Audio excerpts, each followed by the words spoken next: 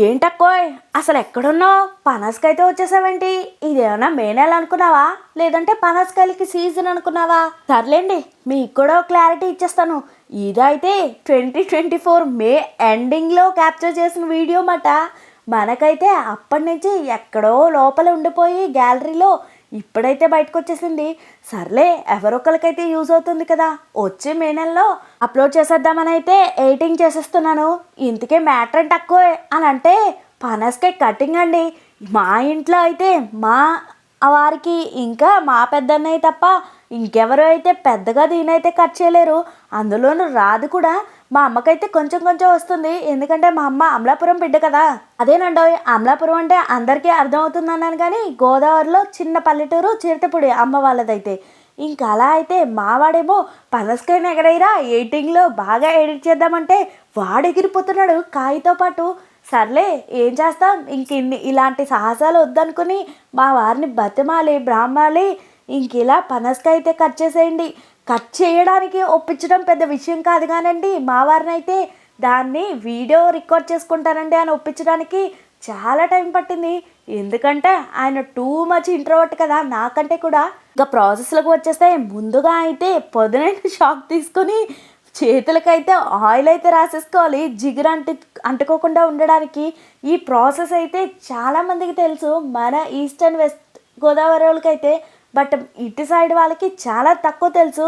ఎందుకంటే మన తూర్పుగోదావరి జిల్లాలో ఇవైతే ఎక్కువ పండుతాయి. ఆల్మోస్ట్ మా ఇంటి దగ్గరే ఒక 4-5 చెట్లు అయితే ఉన్నాయి. కానీ ఇటు సైడ్ వచ్చేటప్పటికి కృష్ణా డిస్టిక్ అటు సైడ్ అయితే, అదే మా అమ్మ వాళ్ళ ఊరు సైడ్ అయితే చాలా తక్కువ ఉంటాయన్నమాట. అదేనండి, మా నాన్నగారు వాళ్ళ ఊరు సైడ్ అయితే చాలా తక్కువ ఉంటాయి. ఇంకా ప్రాసెస్లోకి వచ్చేస్తే వీడియోలో చూపించినట్టుగా జాగ్రత్తగా అయితే కట్ చేసేసుకుని చేతులతో అయితే ఓపెన్ చేసేసుకున్న తర్వాత ఇలా 2 పీసెస్ని ఒక్క చెక్కగా అయితే తీసుకుని పైన ఇక్కడ వైట్ కలర్ లేయర్ లాగా కనిపిస్తుంది కదా స్టిక్కీగా, దాన్ని అయితే రిమూవ్ చేసేసుకుని కింద తొనలు ఉంటాయి అవి కూడా చాలా జాగ్రత్తగా, పైన ఇండ్లు ఉంటాయండి అవి తినకూడదు. తెలియని వాళ్ళ మాత్రం కోసమే ఈ వీడియో. తెలిసిన వాళ్ళందరూ వచ్చి ఈ మాత్రం పనసకాయ కట్ చేయడం మాకు తెలియదు అనుకున్నావా అని మాత్రం కామెంట్ చేయకండి. ఇక్కడైతే కింద ఒక సంచి లాంటిది అయితే వేసుకున్నాము, ఆరెల్స్ మీరు క్లాత్ అయినా వేసుకోవచ్చు, ఏది అవైలబుల్గా ఉంటే అది. కాకపోతే జిగురు అయితే పట్టేస్తుందండి ఎక్కువ, కొంచెం చూసుకుని వేసుకోండి దేన్ని వేసుకున్నా సరే.